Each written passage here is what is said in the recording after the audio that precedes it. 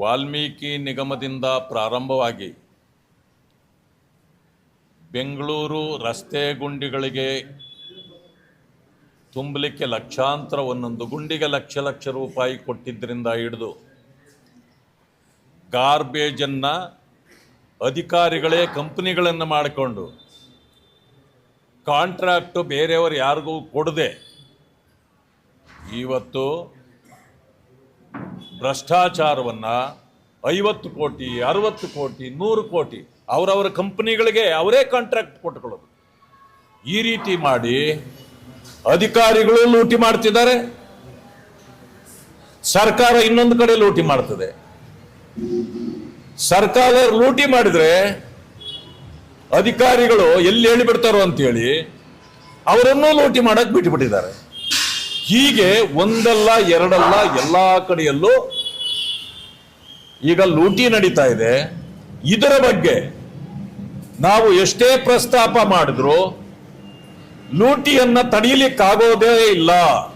ಯಾಕೆಂದ್ರೆ ಲೂಟಿ ಮಾಡದೆ ಕಾಂಗ್ರೆಸ್ ಬದುಕಲಿಕ್ಕೆ ಆಗಲ್ಲ ಅನ್ನೋ ರೀತಿಯಲ್ಲಿ ಇವತ್ತು ಕಾಂಗ್ರೆಸ್ ತಮ್ಮ ನಡೆಯನ್ನ ಪ್ರದರ್ಶನ ಮಾಡ್ತಾ ಇದೆ. ಈಗಾಗಲೇ ಗ್ರೇಟರ್ ಬೆಂಗಳೂರು ಅಥಾರಿಟಿಯಲ್ಲೂ ಕೂಡ ಕೆಂಪೇಗೌಡ ಅಂತಕ್ಕಂಥವ್ರು ನಿನ್ನೆ ನನ್ನ ಹತ್ರ ಎಲ್ಲ ವರದಿಗಳು ಬಂದಿದ್ವು. ನಾನು ಪ್ರೆಸ್ ಕಾನ್ಫರೆನ್ಸ್ ಮಾಡಿ ತಮ್ಮ ಗಮನಕ್ಕೆ ತರಬೇಕು ಅಂತೇಳಿ ಅಂದ್ಕೊಳ್ತಿದ್ದೆ. ಸದನ ನಡೀತಾ ಇರೋ ಕಾರಣದಿಂದ ಸ್ವಲ್ಪ ತಡ ಆಯ್ತು, ಅಷ್ಟೊತ್ತಿಗೆ ಅದು ಪೇಪರ್ಗಳಲ್ಲೇ ಬಂದ್ಬಿಟ್ಟಿದೆ. ಆದ್ರೆ ಕಾಂಗ್ರೆಸ್ ಸರ್ಕಾರ ಒಂದೇ ಒಂದು ಮಾತನ್ನು ಕೂಡ ಅದರ ಬಗ್ಗೆ ಮಾತಾಡಿಲ್ಲ. ಯಾಕೆಂದ್ರೆ ಸರ್ಕಾರದ ಚುಕ್ಕಾಣಿ ಹಿಡ್ಕೊಂಡಿರ್ತಕ್ಕಂಥವರು ಅವರ ಸಂಬಂಧಿಗಳು. ಆ ಕಾರಣದಿಂದ ಸಂಬಂಧಗಳ ಕಾರಣ ಭ್ರಷ್ಟಾಚಾರದಲ್ಲೂ ಸಂಬಂಧ. ಈ ಕಾರಣದಿಂದ ಅವರನ್ನ ಯಾರೂ ಏನೂ ಮಾಡೋಕ್ಕಾಗ್ತಿಲ್ಲ. ಯಾರಾದ್ರೂ ಹೋಗಿ ಅವ್ರನ್ನ ಕೇಳಿದ್ರೆ ನೀವು ಯಾರಿಗೆ ಬೇಕಾದ್ರೂ ಹೇಳ್ಕೊ ಹೋಗ್ರಿ, ಯಾರು ಏನ್ ಮಾಡೋಕ್ಕಾಗಲ್ಲ ಅಂತ ಹೇಳೋ ಒಂದು ಪರಿಸ್ಥಿತಿಗೆ ಅವ್ರು ಬಂದಿದ್ದಾರೆ. ಆ ಕಾರಣದಿಂದಲೇ ನಾವಿವತ್ತು ದೊಡ್ಡ ಹೋರಾಟವನ್ನ ಸದನದಲ್ಲೂ ಮಾಡ್ತಿದ್ದೇವೆ. ಈಗಾಗಲೇ ತಾವೆಲ್ಲ ಸಾಕ್ಷಿ ಇದ್ದೀರಿ, ಪ್ರಚಾರವನ್ನು ಮಾಡಿದ್ದೀರಿ. ನಾಗೇಂದ್ರ ರಾವ್ರ ರಾಜೀನಾಮೆ ಕೊಡೋವರೆಗೆ ನಾವು ನಮ್ಮ ಹೋರಾಟವನ್ನ ಕೈ ಬಿಡುವುದಿಲ್ಲ ಅನ್ನೋ ಮಾತನ್ನ ನಾವು ಹೇಳಿದ್ದೇವೆ. ಸರ್ಕಾರವೂ ಹೇಳಿದೆ, ಅವರು ಕೂಡ ಅಟಕ್ ಬಿದ್ದಿದ್ದಾರೆ. ಏನಂದ್ರೆ ಯಾವುದೇ ಕಾರಣಕ್ಕೆ ನಾವು ನಾಗೇಂದ್ರ ಅವರನ್ನ ಕೈ ಬಿಡೋದಿಲ್ಲ. ಅವರಿಗೆ ಬೇಲ್ ಸಿಕ್ಬಿಟ್ಟಿದೆ ಅಂತೆ. ಬೇಲ್ ಅಂದ್ರೆ ಭ್ರಷ್ಟಾಚಾರಕ್ಕೆ licence. Bail is not a licence for the corruption. ಅವ್ರಿಗೇನು ಕ್ಲೀನ್ ಚಿಟ್ ಸಿಕ್ಕಿಲ್ಲ. ಆ ಕಾರಣದಿಂದ ಅವರನ್ನ ತಗೊಂಡಿರೋದು ಇಟ್ ಈಸ್ ಎ ಬಿಕಾಸ್ ಈ ಬ್ಲಾಕ್ ಮೇಲ್ ದಿ ಕಾಂಗ್ರೆಸ್. ನಿಮ್ಮ ಕಾಂಗ್ರೆಸ್ ನಾಯಕರ ಎಲ್ಲ ಹೆಸರುಗಳನ್ನ ನಾವು ಹೇಳಿಬಿಡ್ತೇನೆ ಅಂತ ಹೇಳಿದ್ದಕ್ಕೆ ಅವರನ್ನ ಇವತ್ತು ತಗೊಂಡಿದ್ದಾರೆ ಅಂತಕ್ಕಂಥದ್ದನ್ನ ನಾನು ಹೇಳಲಿಕ್ಕೆ ಬಯಸ್ತೇನೆ. ಆದ್ರೆ ನಮ್ಮ ಹೋರಾಟದ ಬಿಸಿ ಯಾವ ಮಟ್ಟಕ್ಕೆ ಕಾಂಗ್ರೆಸ್ಗೆ ಮತ್ತು ಸರ್ಕಾರಕ್ಕೆ ತಲುಪಿದೆ ಅಂದ್ರೆ ಈ ಬಿಲದಲ್ಲಿರ್ತಕ್ಕಂಥವರು ಕೂಡ ತಾಪ ತಾಳಲಾರದೆ ಈಚೆ ಬರ್ತದಲ್ಲ. ಹಾಗೆ ಭ್ರಷ್ಟಾಚಾರಿಗಳೆಲ್ಲ ಬಂದು ನಿನ್ನೆ ಗಾಂಧಿ ಪ್ರತಿಮೆಯ ಮುಂದೆ ಕುಳಿತುಬಿಟ್ಟಿದ್ದಾರೆ. ಅಂದ್ರೆ ಎಷ್ಟು ತಾಪ ನಿಮಗೆ ತಟ್ಟಿದೆ ಅನ್ನೋದು ಇದರಿಂದ ಗೊತ್ತಾಗತ್ತೆ. ವಿರೋಧ ಪಕ್ಷದವರು ಸಹಜ ಹೋರಾಟ ಮಾಡೋದು. ಯಾಕೆಂದ್ರೆ ಅಧಿಕಾರ ನಮ್ಮ ಕೈಯಲ್ಲಿ ಉತ್ತರ ಕೊಡ್ಲಿಕ್ಕೆ ಇರೋದಿಲ್ಲ. ಆ ಕಾರಣದಿಂದ ಹೋರಾಟ ಮಾಡಬೇಕು. ಆದ್ರೆ ಸರ್ಕಾರವೇ ನಿನ್ನೆ ಬಂದು ಗಾಂಧಿ ಸ್ಟ್ಯಾಚ್ಯೂ ಮುಂದೆ ಕುಳಿತು ಭ್ರಷ್ಟಾಚಾರವನ್ನ ನಾವು ವಿರೋಧಿಸ್ತೀವಿ ಅನ್ನೋದ್ರ ಬದಲು ಭ್ರಷ್ಟಾಚಾರಿಯನ್ನೂ ಕರ್ಕೊಂಡು ಬಂದು ಎಲ್ಲಾ ಭ್ರಷ್ಟಾಚಾರಿಗಳು ಸೇರಿ ಗಾಂಧಿ ಪ್ರತಿಮೆಯ ಮುಂದೆ ಕುಳಿತಿದ್ದಾರೆ.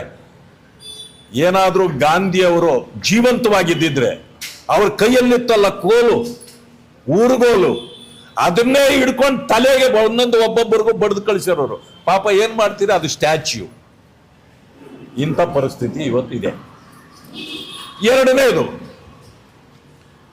ದಲಿತರ ಮೇಲೆ ದೌರ್ಜನ್ಯ, ಕೊಲೆ, ಜಾತಿ ನಿಂದನೆ ಇಡೀ ರಾಜ್ಯದಲ್ಲಿ ಹೆಚ್ಚಾಗಿದೆ.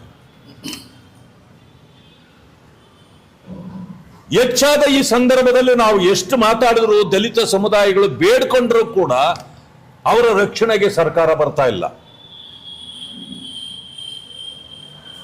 ಇಲ್ಲಿ ದೇವದುರ್ಗ, ರಾಯಚೂರಿನಲ್ಲಿ ದೇವದುರ್ಗ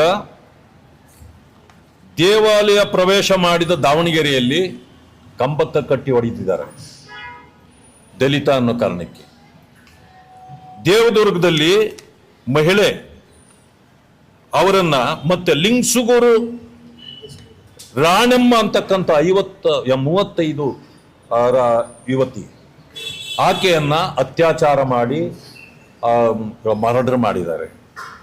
ಸಿರವಾರ ತಾಲೂಕಿನಲ್ಲಿ ಅಶ್ವಿನಿ ಎಂಬಾಕೆ ಬಹಿರ್ದೇಶಕ್ಕೆ ಹೋಗಿದ್ದನ್ನ ನೋಡಿ ಆಕೆನ ಹಿಮ್ಮೆಟ್ಟಿ ಹಿಂದೆ ಹೋಗಿ ಆಕೆನ ಎಳ್ಕೊಂಡೋಗಿ ಅತ್ಯಾಚಾರ ಮಾಡಿದ್ದಾರೆ, ಸಾಯಿಸಿದ್ದಾರೆ. ಆದ್ರೆ ಸರ್ಕಾರಕ್ಕೆ ಕಣ್ಣಿಲ್ವಾ? ಗೃಹ ಇಲಾಖೆ ಏನ್ ಮಾಡ್ತಿದೆ? ನಮಗೆ ದಲಿತರು ಅಂದ್ರೆ ಅಮಾಯಕರು,